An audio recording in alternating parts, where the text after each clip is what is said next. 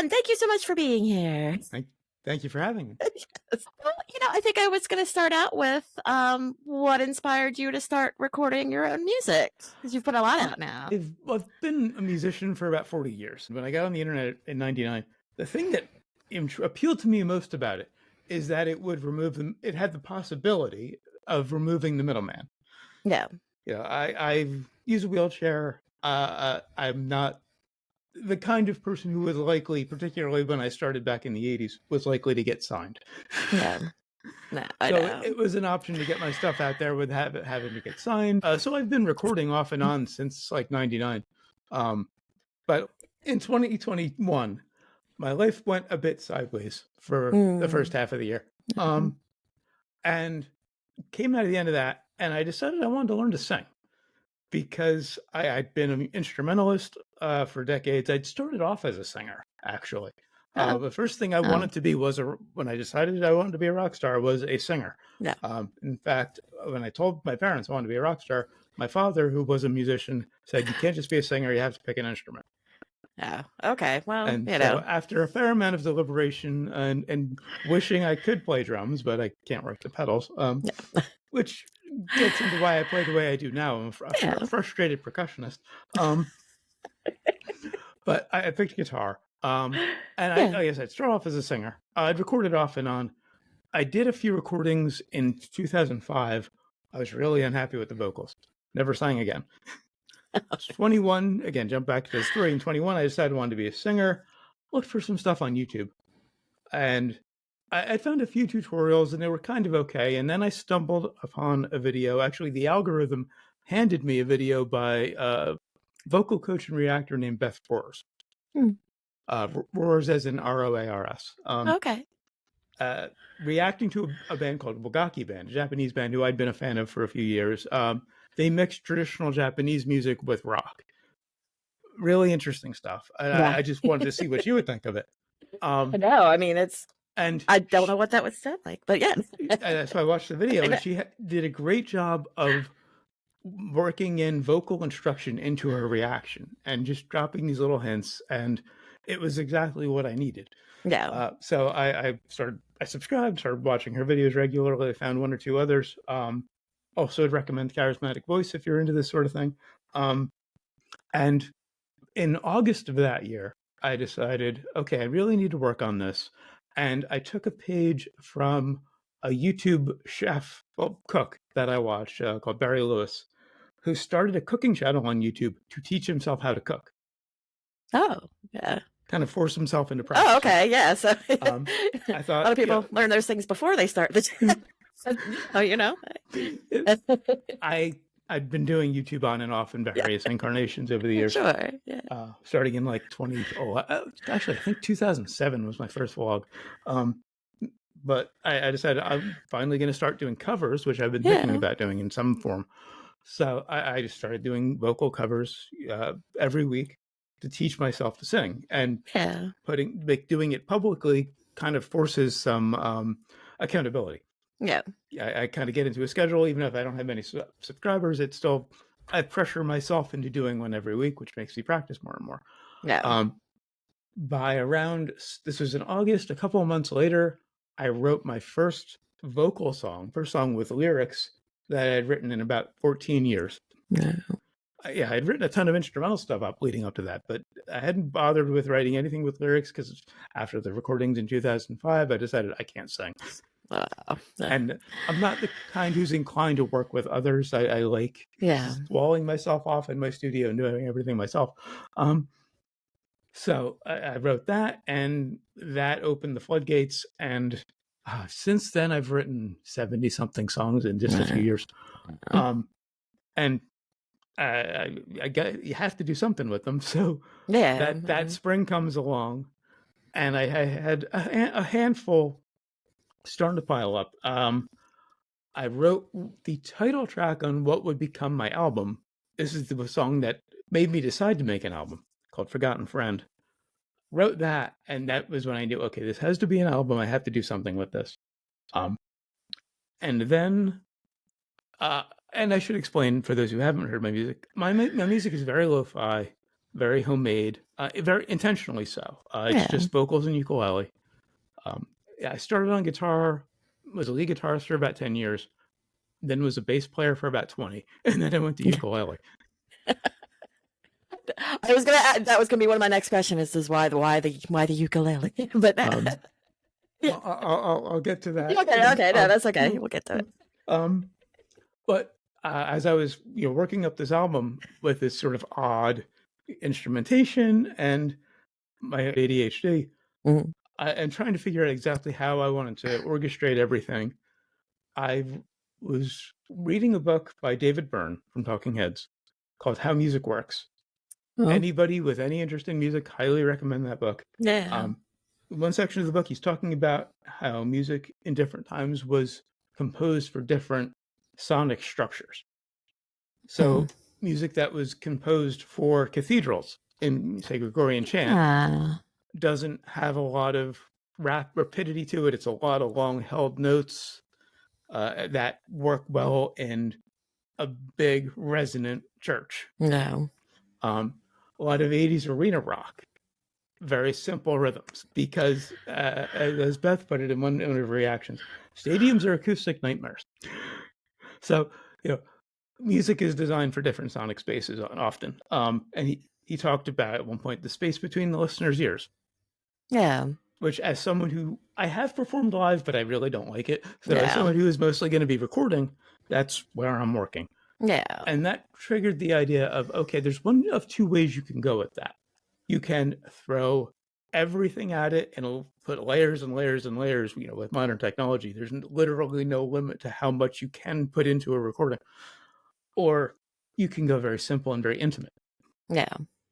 As someone with an acoustic instrument who has ADHD and does not have the patience to, even though I play it, I'm proficient on 4 instruments. I can figure things out on the others and kind of build something. I just don't have the patience for that. So I decided I was going to keep it simple and intimate. And then I also co-host a couple of podcasts, which I'm sure we'll get to. One of them is a music review show. Around that time, we reviewed a first album by a band called Guided by Voices. Devil Between My Toes, it's called. Very influential late 80s, early 90s alternative band. Their sound, particularly on their early stuff, is very, very lo-fi. It's just, it sounds like it was recorded in somebody's basement with like the cheapest gear they could get. And I just fell in love with that kind of sound. It's just, really just, to me, it sounds very authentic. And I just like that homemade aesthetic. So it just, I also have no money. I just realized I was leaving out a very important factor there.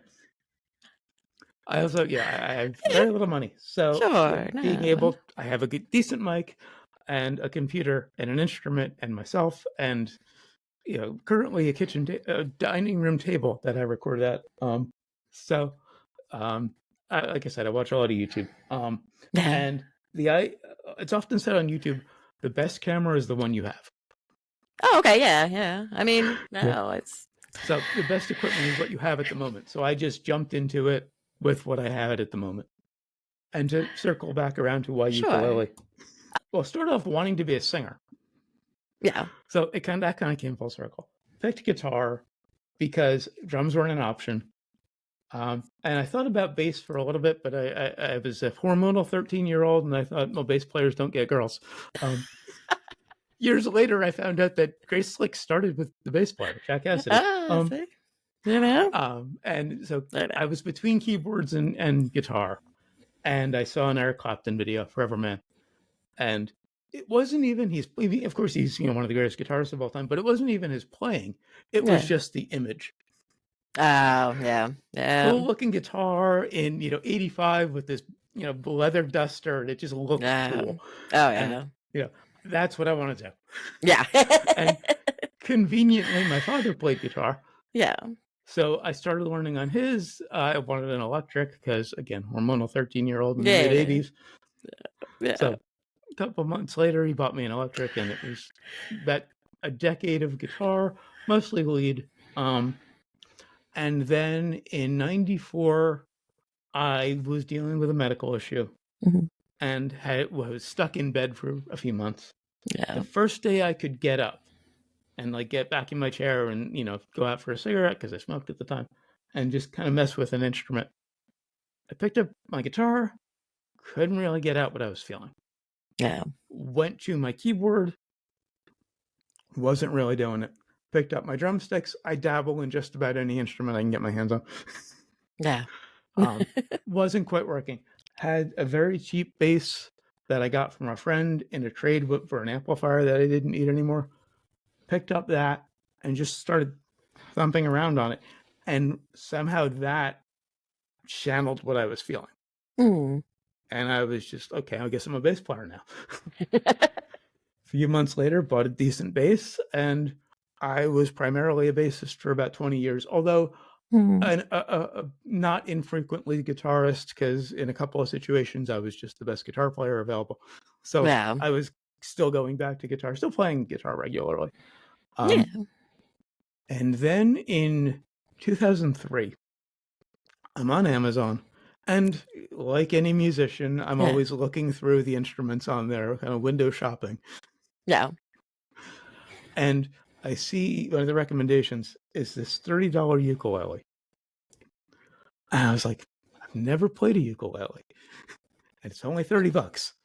So I pulled the trigger on it. Yeah. And it was kind of fun. I dabbled around with it a bit, and it didn't really connect quite with me. I didn't connect with it, all that much initially.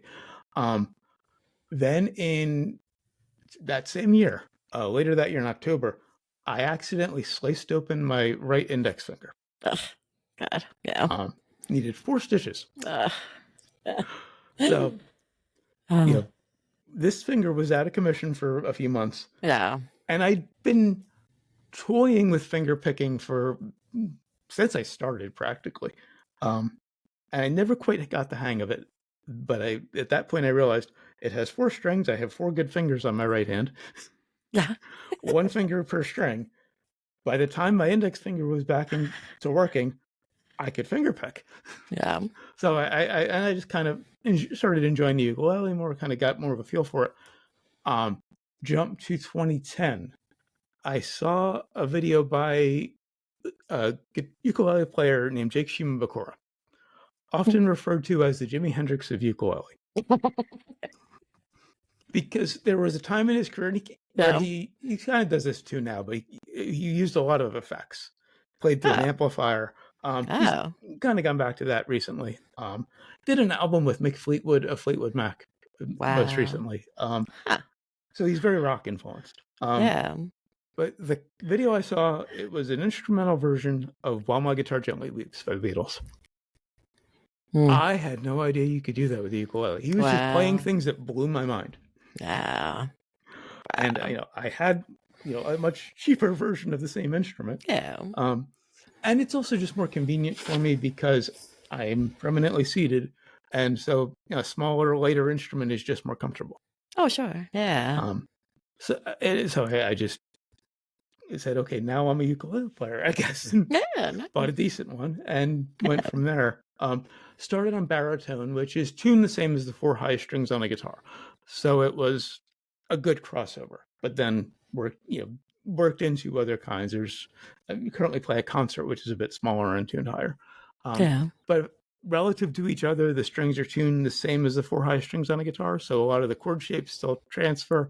So I could take a lot of what I learned on guitar and move it to that instrument without, having to relearn too much. Oh, I also should mention while I was a lead guitarist, I picked up mandolin. Like I said, anything I can get my hands on. Just start throwing instruments at you. And a couple of percussion instruments in a chair to my right here. I've got about 10 synth apps on my phone. Wow. Oh my gosh. I've dabbled in other things. I've been a writer off and on. I read a lot of poetry. I wanted to be a novelist for a while. Yeah. That's actually how I started using my middle initial. I create with music. I go by John H Maloney. Yeah. And I just initially it was because I wanted to be a writer and I just thought it looked good in print. Yeah, no, absolutely. Turned out to be very convenient because my first and last names are extremely common. Yeah. You, I'm sure, understand that. I am very aware of that. Mine's even worse. So if you just search John Maloney, I might show up on like page 10. Yeah. But if Just you do search, John if you H put the H in there, Maloney, I'm right. I'm the yeah. first one, Yeah. for better and worse, because I've Yeah. used my real name in some maybe less than judicious places. But That's the internet. Like one of my questions on here was like what your music inspirations are, but you've done a couple of them so far. But yeah, in terms you've of mentioned instrumentally, in terms of yeah. my influences in terms of other musicians, I was a big Men at Work fan when I was young. They were my first favorite band. Colin Hay, their primary songwriter, still one of my absolute favorites. Pat Denizio, main songwriter for the Smithereens. It's all rock bands with like primary lead singers. Also John Easdale from Dramarama, obviously Gen Xer.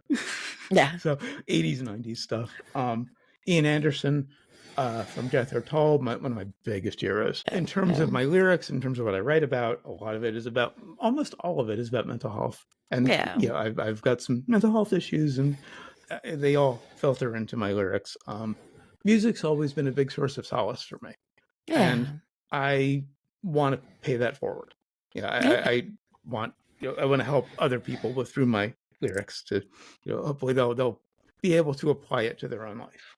Yeah, no, I know there was one song in particular, and I was trying to find it real quick. Was it Another Day? Another Day. That's okay. I think that's what it was. Yeah. Okay, but yeah, no, that was the one that really spoke to me. Which is exactly what I want to hear. You replied on YouTube. That hit hard. Is like, okay, yeah, that's the reaction I want. Was it pretty easy to get started with recording? I mean, I know you said you just kind of used what you had and everything. But I've also been a podcaster for almost 20 years, and I went to audio engineering school for a year, so I have a fair amount of background, and I have a good mic because of podcasting. And so I've dabbled with it here and there. I use a program called Audacity, which is a free multi-track recording program. I've been using that to edit the podcast for years, and I record in it here and there. And my stuff, it's very simple. It's all recorded live to hard drive, basically.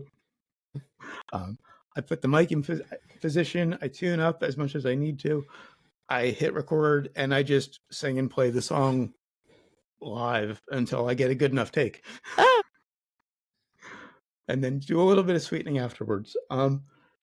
So yeah, it wasn't difficult at all. Although with the current incarnation, it started with YouTube, which was a little bit more of a challenge because I'm not a visual person. So stepping into a visual medium, it was interesting because it's just me in front of the camera. But I often feel I'm not comfortable on camera, and it shows.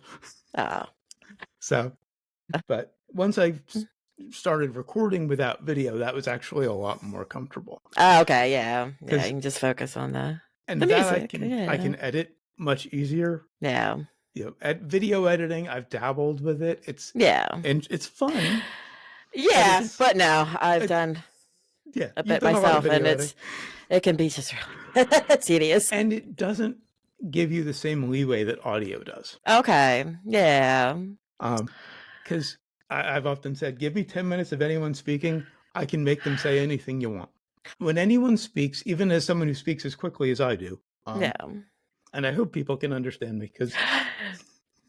No, I know, and I know it's off topic, but I just saw a video where it was like, and it was a GPS talking to a woman, says, "We're switching to ADHD mode," and then it starts talking much faster, and it's like, oh, thank God, because sometimes things like they go so slow, and I'm like, get to the point. And when I'm doing my own shows, I have this little switch that flips in my head that changes my voice. Okay. But it didn't quite engage this time. Oh, okay. I've only been a guest on someone else's show. Like, I think this is the 4th time. So Oh, it okay. doesn't quite engage when I'm on someone else's show. Okay, got it. Okay, but I know. Whenever someone speaks, there's always a pause. No matter how fast they speak, there's a pause between every word. So you can get into those pauses when you're editing audio. With video, it's much more challenging because you got to also have to sync up, work with the visuals and find the right spot. You can't just cut a word in half.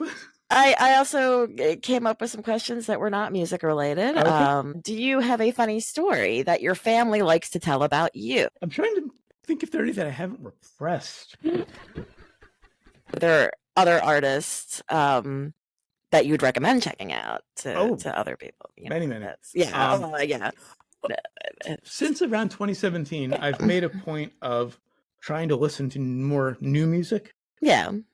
I was falling into the trap that a lot of middle-aged people do of only listening to stuff that was from your adolescence. Yeah. And I actively wanted to avoid that. Yeah. So I've since then been really making a point of listening to newer music, and there are a handful of artists, particularly in the last couple of years, who I highly recommend checking out. First on the list, The Last Dinner Party. Art pop, as they describe their music, maximalist. Oh, okay. So that's like the opposite of lo-fi. Yeah. Their first album, Prelude to Ecstasy, starts with an orchestral piece that was composed by the keyboard player. Okay, yeah. And it ends with that. There's orchestral instruments throughout the album. Also Willow Smith. Okay. Surprisingly, the daughter of Will Smith. Really? Whose music is, the most commercial thing ever made. Yeah, no, when you said it, I'm like, did you mean a different? No, that Willow Smith. Okay, no, that's cool. Yeah. Her most recent album, In Pathogen, it goes from like jazz to pop to some like almost flamenco stuff. Oh wow! Really, really interesting, intelligent art pop. Highly recommend checking that out. Okay, yeah. Most recent, Lucy Dacus from best known from Boy Genius, who recently released an album, Forever's a Feeling. Yeah. Great. I've been kind of obsessed with it. We reviewed it in the most recent episode of The Hearing, my music podcast. I co-host a couple of podcasts with a friend, Scott. The Zombie Takeout, B and Cult Movie podcast. Ostensibly, we review B and cult movies. We have expanded that over the years. Just review whatever we feel like reviewing. I am very aware of that podcast. I've been on a couple of times. On that about maybe 5 times. Oh my god, has it been that many times? I was saying it's about 5. Okay, wow. Most recently, we reviewed a great kind of B-grade slasher flick called Hatchet. Okay. If you haven't seen it, it's free on Tubi. I highly recommend it. Okay. Lots of really fun gore. Wow. Yeah. And next up, we're doing Willow as a Val Kilmer tribute. So that kind of shows you the variety that we cover. Yeah, no. I mean, we were discussing whether or not we should do a Val Kilmer tribute, and we were between Top Secret, which is a bit more in our wheelhouse, for Willow. Yeah. And Willow is on Disney Plus, which I currently have for Doctor Who. So, so it's like might as well. We also do a music review show called The Hearing. I mentioned the Lucy Dacus review. Up next, we're reviewing the debut album from Gang of Four Entertainment as a tribute to their late bass player, Dave Allen. And we also occasionally will do a show called The TV Show, where we review the first few episodes of a TV show. Oh, okay. I hadn't heard about that one, so that's great. Yeah. bio.link/JOHNMALO. It's just like literally one of those link pages where it's just a series of links to all my music stuff, my social media, my YouTube poetry, which I will occasionally update. No, I'm much more focused on music these days, but I occasionally still write poetry. Oh, I mean that you're just writing poetry to music, really. Well, yeah, they're actually surprisingly different skills. Is it really? That's that. I wasn't, because I've done a lot of both. Yeah, and maybe I'm just too in the weeds on this because I've done a lot of both. But with poetry, the words have to stand on their own. Okay. So it's actually easier for me because you can go much bigger with them. Okay. They don't have to worry about getting in the way of anything. With lyrics, because there's music behind them, you have to be a bit more subdued with your verbal choices. Okay. As to not kind of draw focus from the music and conflict too much. Yeah. You get too many big words and then stumbling over them while you're saying it. I went through a phase where I used a lot of big words. Neil Peart from Rush is another influence I didn't mention earlier. Drummer and lyricist from Rush. His lyrics were a huge influence on me. He used a lot of big words. So I went through a phase there where I was just being as grandiloquent as I could. And I've tried to match that with music here and there. And the more syllables you have, the more you have to worry about them conflicting with the rhythm. Yeah. And this was an interesting question, though, that I found. What is an insult you've received that you're actually proud of? A lot of people throughout my life have called me weird. Okay. Which I always take as a compliment. I guess back in the 80s and things like that, if somebody called you weird, it was an insult. But like nowadays, it's almost universally a compliment. Kind of annoyed by that trend. I think it was last year. Oh my God, I know, actually. You know what? It really illustrated like they're treating it like it's an insult. I mean, I would think that's a compliment, but once again, we're both neurodivergent, so wow, I know. And being eccentric has always kind of been part of my identity. I almost kind of have at times been a little offended when people have not thought I'm all that eccentric. Every once in a while I find somebody who doesn't think I'm that weird or eccentric or odd. You're just normal. You're totally normal. I'm like, you tilt that back. I think that's pretty much all the questions I had. Like I had some, but then you kind of answered them But thank you so much for being my first guest. Thank you for having me.